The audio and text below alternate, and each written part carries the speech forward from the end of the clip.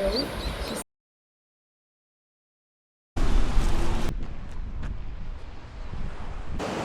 morning and welcome to beautiful Norfolk Island in the South Pacific. About 2 hours flight from Brisbane for us, not too far. Better than 33 hours to Iceland that I did this time last year. Here for 7 days. We've got a car that it's included in the accommodation, so we'll just go driving, having a good look around. Behind me is the penal convict settlement of Kingston, a very historic area around here in the 1800s. I'll be getting photos with the old camera phone and a few with my Nikon D850. So come along with us for the week and enjoy the trip as well.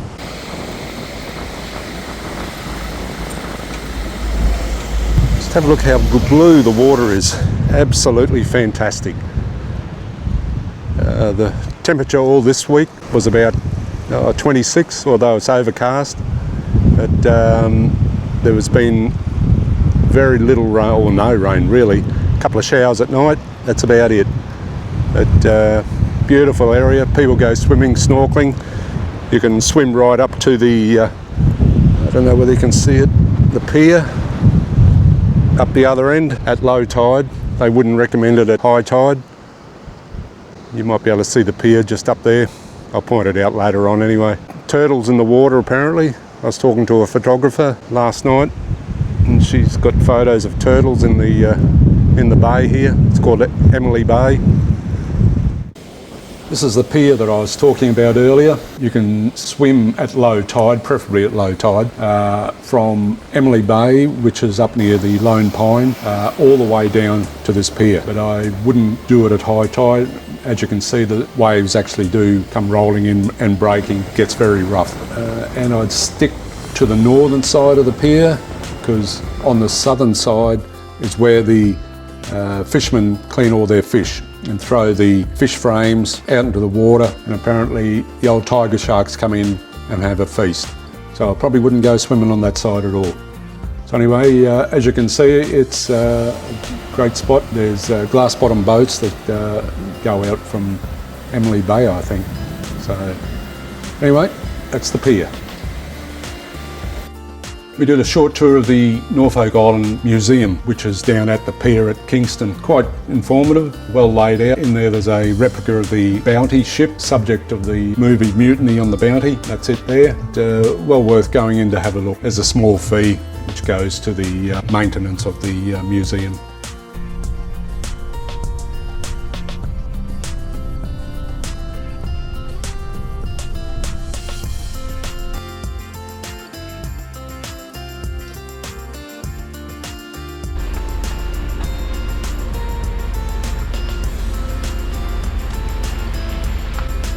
Okay, we're on our way to St Barnabas Chapel, really old church, or chapel I should say. I'll take you for a tour through it now.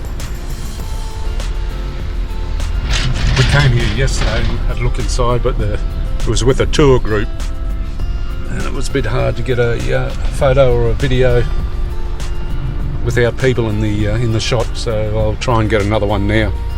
I'll show you the inside and all the timber work. It's beautiful.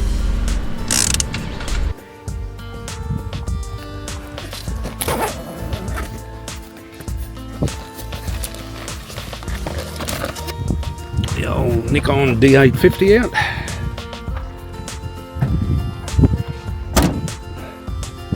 We'll go inside and have a look.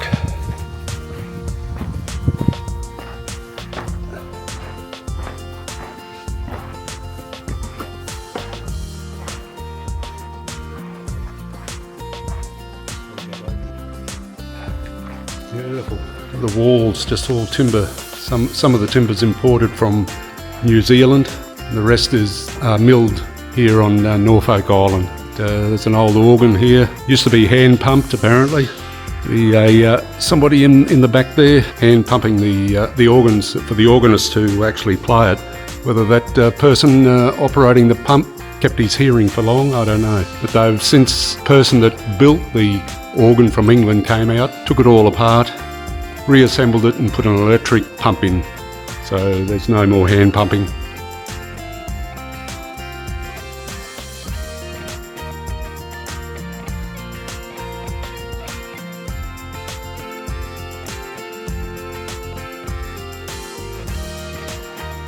The church arranged for some insurance people from France to come out to ensure the lead lighting here. But they said it was that valuable that they couldn't insure it. They wanted it insured because the jets fly over and they shake the panes of glass. But anyway, they've arranged for the jets to come in at a different approach now, and so the lead lighting has been preserved. No more window shaking. There's no screws or nails used in the construction of the roof, and it's in the shape of a boat's hull. It's amazing what they did back then.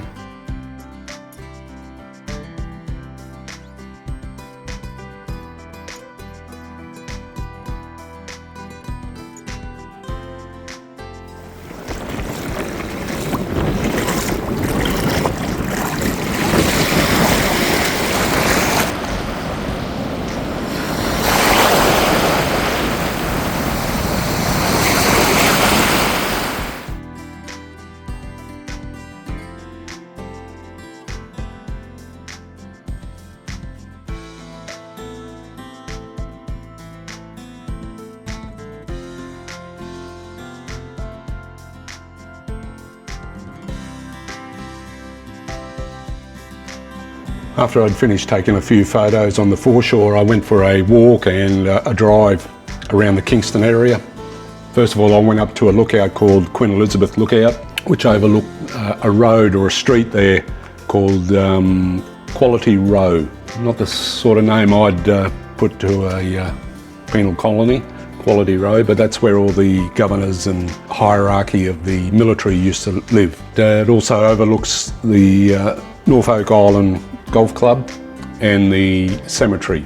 I'll let you have a look at I'll take you for a walk through the cemetery later on. You can do a ghost tour there too. So I did the ghost tour, but don't know whether I'd do another one. So the photos are of the officers used to live, as well as the barracks where the prisoners live, or were survived, I suppose. Not a good life.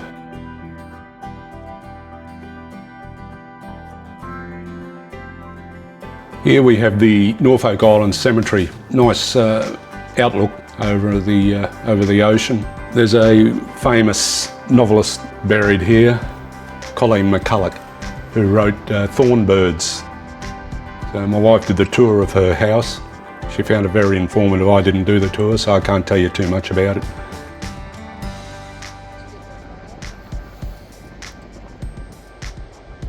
But there's a mound towards the beach a bit. You can actually see the mound in the dirt. It's where there was about 12 or 13 prisoners were executed, and they didn't get their individual plots. They were all just dumped in this big hole that was dug and filled in with the earth, and as a result there was a mound, so you can still see the mound there. Beautiful golf course. Few sand bunkers though. Now, as I mentioned earlier, you can do a ghost tour, which usually just encompasses Quality Row, the houses in Quality Row, and the cemetery. The videos from the cemetery walk through. But I thought I might have had a bit more about the history of the place, who died there, all that sort of stuff, but no. If you want to do it, do it.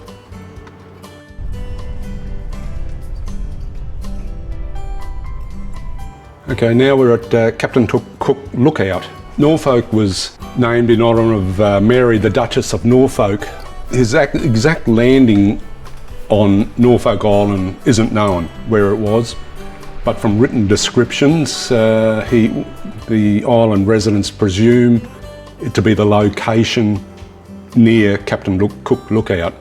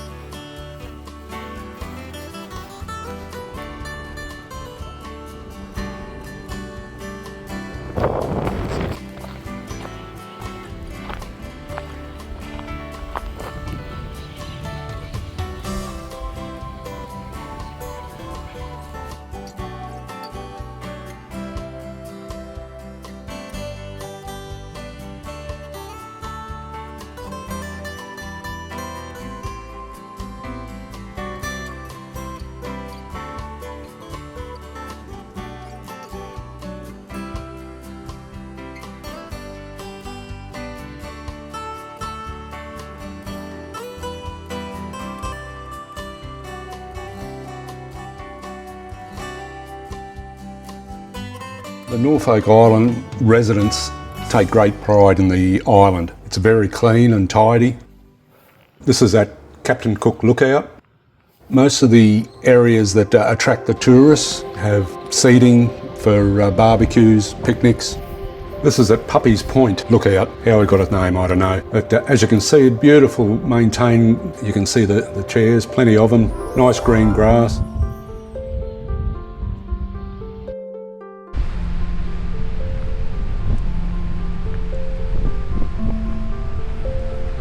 Our next stop is called Bumbora Point, B-U-M-B-O-R-A, Bumbora Beach, sorry. Another beautiful spot. It's a boardwalk all the way down to the beach.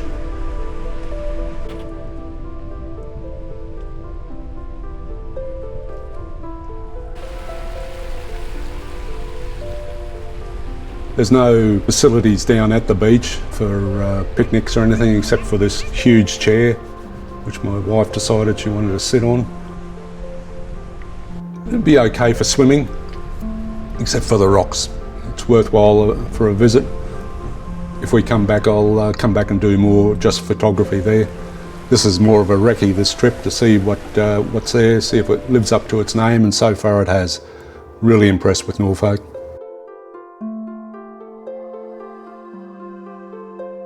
This is just another photo op for the tourist. It's called Two Chimneys Reserve. Two chimneys, I don't know. We didn't see two chimneys, but that's what it's called. It's a nice walk down, and everything about Norfolk's unbelievable. Anyway, good reason to go back.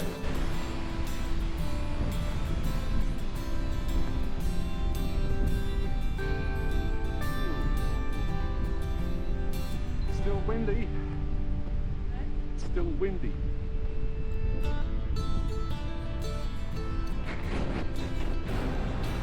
We're the chimneys.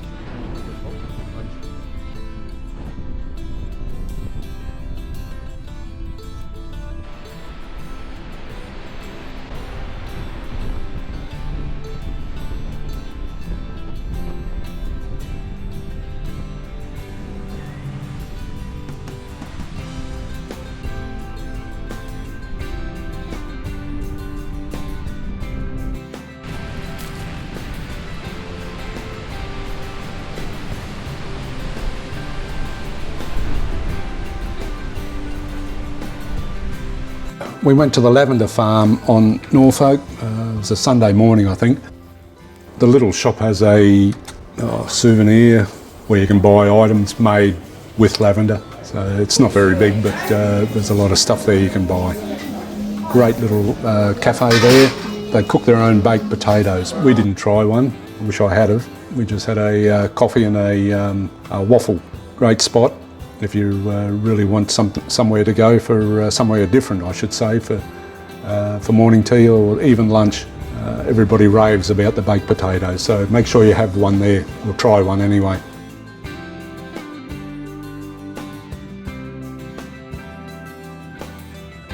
For something completely different from the coastal scenery, which I've been showing you, we drove to the summit of Mount Pitt, the second highest point on Norfolk Island.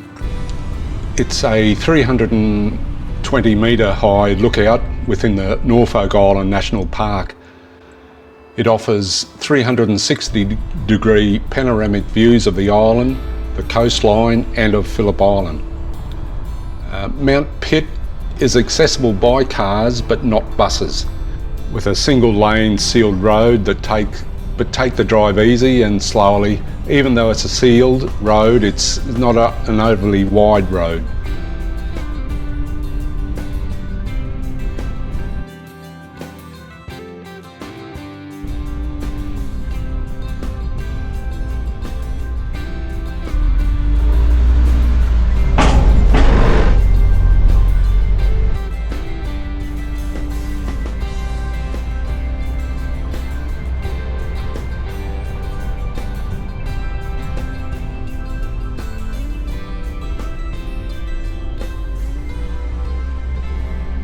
The summit is a top spot for sunsets, and at the right time of day a little bit of plane spotting and watching, even though there's only 2 flights a day and both flights are Qantas.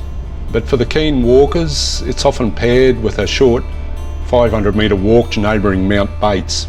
We weren't overly keen to do the walk, but Mount Bates is only slightly higher than Mount Pitt by a metre or two.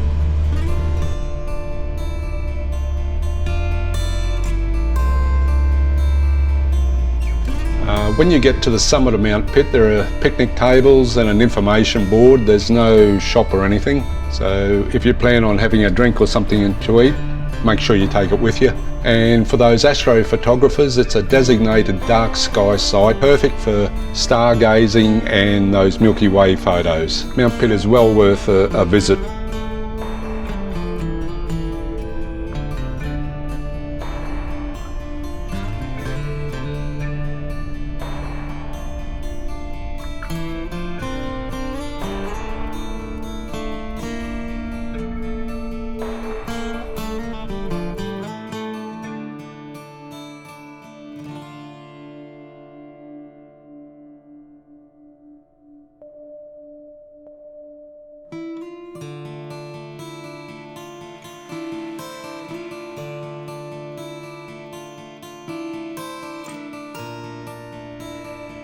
The only thing I've got to say about Norfolk, the roads aren't all that good. Usually single lane, it's only a small island. It's as though a pothole appears and they patch that. It's just patched potholes everywhere, so it can be a bit rough. So just bear that in mind. And cows have right of way. So if there's a cow in the middle of the road, give it right of way. But this is Cockpit Falls, another great spot for photographs. Tourists love it. It overlooks the ocean, or the water flows into the ocean, I should say. It'd be a nice sunrise and sunset spot with the Norfolk pines in the photo as well. So the grass is everything's just so green. They did have a drought apparently a couple of years ago. That's long gone. Anyway, it's Cockpit Falls.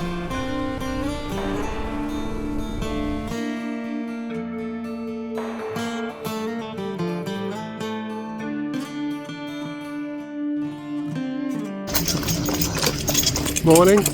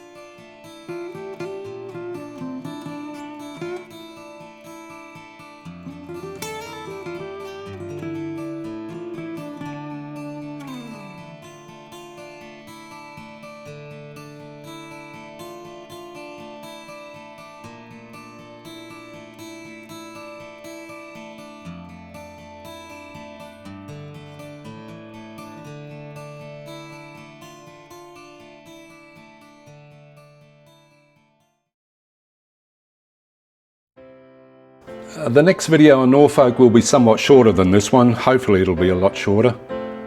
In the next video I'll give you information on travelling there, our accommodation, some of the facilities and services available on the island. So I'll end this video here now, and if you found it informative and liked it, maybe give it a thumbs up and maybe even think about subscribing.